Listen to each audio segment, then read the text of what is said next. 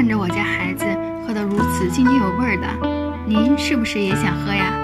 那就跟我一起来做南瓜粥吧。首先将南瓜煮软。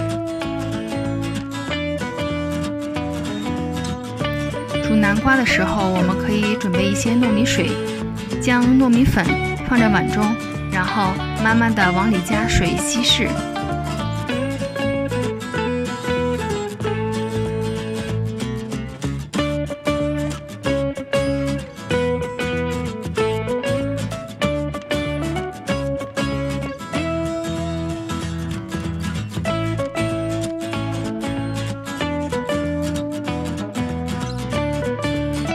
接下来将南瓜放入搅拌机里，再加一些刚才煮南瓜的水一起打成泥。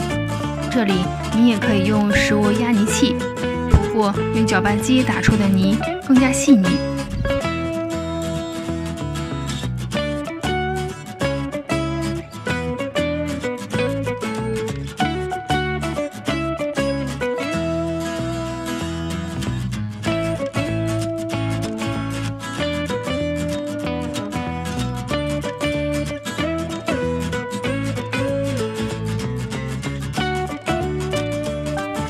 将打好的南瓜泥重新倒入刚才煮南瓜的水里，使它们充分混合，然后开小火，一边加糯米水，一边搅拌，调成自己喜欢的粘稠度。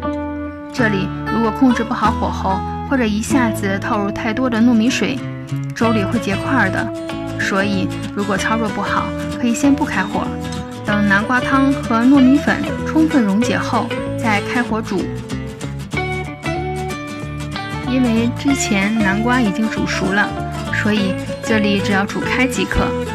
我是后期加了炼乳在南瓜粥里，所以如果您不喜欢放炼乳，可以在煮到最后的时候加一些糖进去。